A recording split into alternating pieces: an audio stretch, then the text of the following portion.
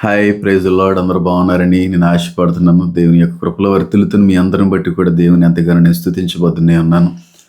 చాలా విచారకరమైనటువంటి వార్త. పెహల్గాం అటాక్స్ అనేటువంటి ఆ విపత్తు నుంచి, ఆ మారణకాండ నుండి, ఆ భయానకమైనటువంటి దృశ్యాల నుండి ఇంకా బయటకు రాకమునిపే, అలాగే చార్లీ కర్క్ అనేటువంటి ఒక గొప్ప క్రైస్తవ మిషనరీ అర్ధాంతరంగా హతమార్చబడినటువంటి ఆ సంగతి ఇంకా మరవక ముందే మరొక రకమైనటువంటి మారణకాండ ఆస్ట్రేలియాలో చోటు చేసుకుందండి. ఆస్ట్రేలియా దేశానికి సంబంధించినటువంటి బోండి బోండి అనేటువంటి బీచ్ దగ్గర కొంతమంది యూదులు హనూకా అనేటువంటి ఒక పండగని జరుపుకుంటున్నటువంటి ఆ సమయంలో కొంతమంది ఉగ్రవాదులు వచ్చి హఠాత్తుగా వాళ్ళ మీద దాడి చేయడాన్ని బట్టి సుమారుగా 11 మంది చనిపోవడం అనేది, 21 మంది హాస్పిటల్కి ఎమర్జెన్సీ నిమిత్తమే చేర్చడం అనేటువంటిది కూడా జరిగింది. ఎందుకింత భయానకమైనటువంటి పరిస్థితి, ఎందుకింత క్రైస్తవుల మీద, యూదుల మీద ఎంత రహితమైనటువంటి ఆలోచన విధానం, ఎందుకింత కక్ష, ఎందుకింత ద్వేషం అనేటువంటిది ఎప్పటికీ కూడా ఇంకా అర్థం కాని విధంగానే ఉండిపోద్దేమో అని అనిపిస్తూ ఉంటుంది. ఎందుకంటే యూదులు ఎవరి దగ్గరికి వెళ్ళి, యూదులు ఏ విధమైనటువంటి ఉగ్రవాద సంస్థలతో చేతులు కలిపి ఏ మతం జోలికి కానీ, లేకపోతే ఏ దేశం మీదకి కానీ అనవసరంగా వెళ్ళి దాడి చేసేటువంటి అనుభవాలు కూడా వారి జీవితాలలో లేవు. క్రైస్తవులు కూడా ఇంచుమించుగా అదే అనుభవంలో ముందుకు వెళ్తూ ఉంటారు. ఇంకా వాళ్ళకి మించిన అనుభవంలో వాళ్ళ శత్రువులను కూడా ప్రేమించేటువంటి విధంగా, శత్రువులు దాడి చేసినప్పుడు కూడా క్షమించేటువంటి విధంగా ఈ ఇద్దరు కూడా వెళ్తూ ఉంటారు, అన్నదమ్ములు ఇద్దరు కూడా. అయితే మరి ఎందుకు ఇంత కక్ష, ఎందుకు ఇంత ద్వేషమో తెలియదు కానీ పాపం ఆస్ట్రేలియాలో బోండి బీచ్లో జరిగినటువంటి ఆ విషాదం మాత్రం చాలా చాలా ఇబ్బందికరమైనటువంటి పరిస్థితి తీసుకుని వస్తుందండి. అది కూడా యూదులు చాలా అందంగా జరుపుకునేటువంటి పండగ, హనూకా అనేటువంటి పండగ. మెనోరల దీపవృక్షాన్ని పట్టుకొని కొన్ని నూనె సంబంధిత ఆహారాలన్నీ కూడా పుచ్చుకుంటూ లైట్స్ అవి కూడా వెలిగిస్తూ ఉంటారు. అదొక రకమైన పండుగ. సెలబ్రేషన్ ఆఫ్ లైట్స్ అని కూడా పిలుస్తూ ఉంటారు హనూకా అనేటువంటి పండుగ. యూదులు ఆచార వ్యవహారంలో భాగంగా జరుపుకునేటువంటి ఒక పండుగ. ఆ పండుగను జరుపుకుంటా ఉన్నారు ఆస్ట్రేలియా ప్రాంతంలో. ఆస్ట్రేలియాని కదా, ప్రపంచవ్యాప్తంగా చాలా చోట్ల జరుపుతున్నారు. నేను పక్కా ప్లాన్ అనుకుంటాను. ఎక్కడైతే యూదులు ఏ ప్రాంతంలో అయితే అందరూ కూడా కలిశారో, ఏ ప్రాంతంలో అయితే యూదులందరూ కూడా చేరారో, ఆ ప్రాంతంలో ఆ పండుగని జరుపుకుంటున్నటువంటి ఆ సమయంలో కొంతమంది ఉగ్ర మోకలు వచ్చి హఠాత్తుగా వాళ్ళ మీద దాడి చేయడాన్ని బట్టి 11 మంది అక్కడికక్కడే చాలా భయంకరమైన రీతిలో చనిపోవడం అనేటువంటిది కూడా జరిగింది. ఇంకా హాస్పిటల్లో చాలామంది ఉన్నారు.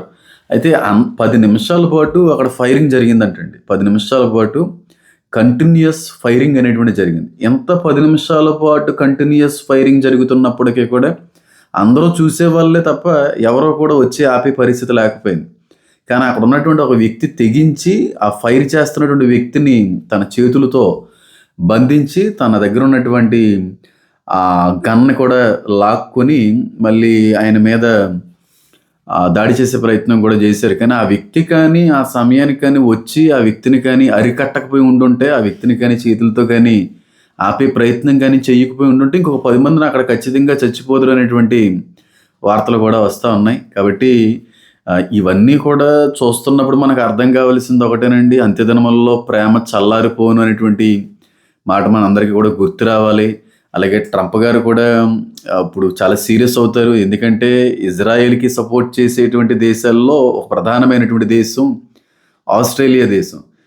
నిన్న మొన్నటి వరకు సపోర్ట్ చేసేటువంటి దేశాలు కూడా చెయ్యి వదిలేసినాయి. ఎందుకంటే పాలస్తీనా విషయంలో గాజా మీద జరిగినటువంటి దాడుల్లో చిన్నపిల్లలు లేదంటే మహిళలు చనిపోయినటువంటి కారణాన్ని బట్టి ఒక రకమైన ద్వేషం ఇజ్రాయెల్ మీదకి వచ్చిన కారణాన్ని బట్టి కూడా చాలా దేశాలు చేతులు వదిలేసినాయి. కొన్ని దేశాలు మాత్రం ఇప్పుడు ఇజ్రాయెల్కి సపోర్టివ్ దేశాలుగా కనబడతా ఉన్నాయి. అలాంటి సమయంలో చాలా సపోర్ట్ చేసేటువంటి దేశాల్లో అది కూడా ఆస్ట్రేలియాలో అది కూడా యూదుల మీద దాడి అనేటువంటిది అది చిన్న విషయం అయితే కాదు. ఖచ్చితంగా నెతన్యాహు గారు కూడా చాలా గట్టిగానే రెస్పాండ్ అవుతారని నేను అనుకుంటున్నాను. ట్రంప్ గారు అయితే నాకు తెలిసి గట్టిగానే ఆయన కూడా రెస్పాండ్ అవుతారని అనుకుంటున్నాను నేనైతే. అయితే వాస్తవానికి ఇప్పటికే ట్రంప్ గారు ఐసిస్ అనేటువంటి ఒక ఉగ్రవాద సంస్థ చేసినటువంటి దాడికి ప్రతిదాడిగా రిటాలియేషన్ అటాక్ మేము చేయబోతున్నాము, అనేటువంటి విషయాన్ని కూడా ఆయన వెల్లడిపరచడం అనేది జరిగింది. కాబట్టి ఇదంతా మనం చూస్తున్నప్పుడు కొన్ని లేఖనాలు మనం అందరికి కూడా ఖచ్చితంగా తప్పకుండా గుర్తు రావాలండి. దేశం మీదకి దేశం వెళ్తది, మీరు యుద్ధ వార్తలు వింటారు అనేటువంటి ఇవన్నీ కూడా దేవుని యొక్క రాకడ సూచనలే. ఇవన్నీ కూడా నెరవేరుతున్నటువంటి గుర్తులుగా మనం అందరం కూడా గ్రహించగలిగితే చాలా బాగుంటుంది. కానీ ఎప్పుడూ ఉండేదేనండి, ఇందులో పెద్ద కొత్తదేముందండి అన్నట్టుగా కానీ వెళ్తే అందులో పెద్ద కొత్తదనంగా మనకు అనిపించకపోవచ్చు. కానీ మనం ఆలోచించవలసింది ఒకటే, ఇదంతా కూడా దేవుని రాకడ సూచనలనే నేను చెప్తాను. అయితే ఎంతమంది అయితే మరి ఆ దాడిలో చనిపోయారో నాకు ఇప్పటివరకు అయితే 11 మంది అంటున్నారు. వారి యొక్క కుటుంబ ఆదరణ కొరకు, ఆ కుటుంబంలో కావలసినటువంటి క్షేమం కొరకు, దేవుని యొక్క కృప కొరకు మనం అందరం కూడా ప్రార్థన చేయాలని నేనైతే కోరుతున్నానండి. చాలా ఇప్పుడు ఇరాన్ కూడా నిన్న మొన్నటి వరకు కూడా చాలా సైలెంట్గా ఉంది ఇరాన్. కానీ సైలెంట్గా ఉన్నటువంటి ఇజ్రాయెల్ని అనవసరంగా పోక్ చేస్తున్నారు. అనవసరంగా ఏమంటారు దాన్ని, ఇబ్బంది పెట్టేటువంటి ప్రయత్నం చేస్తున్నారు. ఎందుకంటే ఇరాన్ ఇజ్రాయెల్ మీద దాడి చేయడానికి రెడీగా ఉంది అనేటువంటి వార్తలు కూడా నా వరకు కొన్ని రావడం జరిగింది. కాబట్టి ఇది ఒక 1 వీక్ నుంచి ఈ న్యూస్ అనేటువంటిది, ఈ వార్త అనేటువంటిది నా వరకు అయితే వచ్చింది.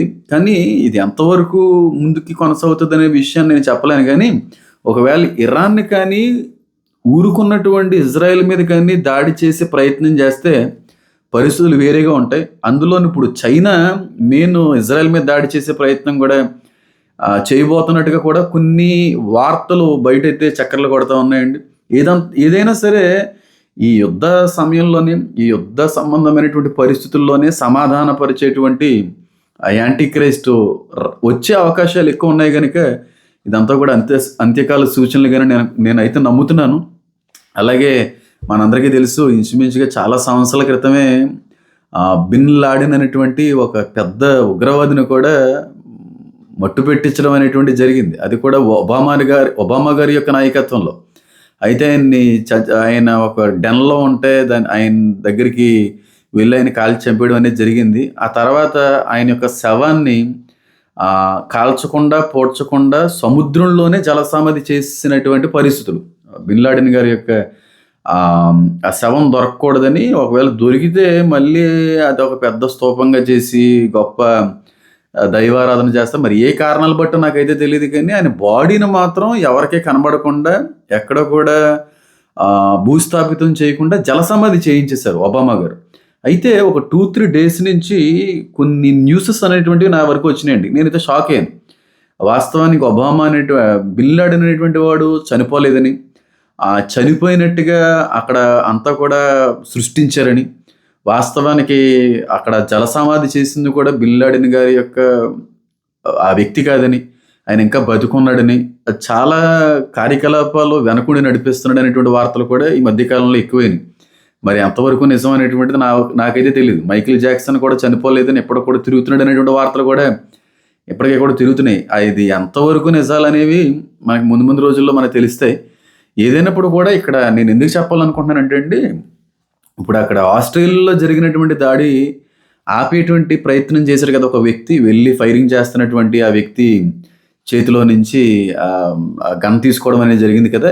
ఈ వ్యక్తి కూడా ఒక ముస్లిమేనంట.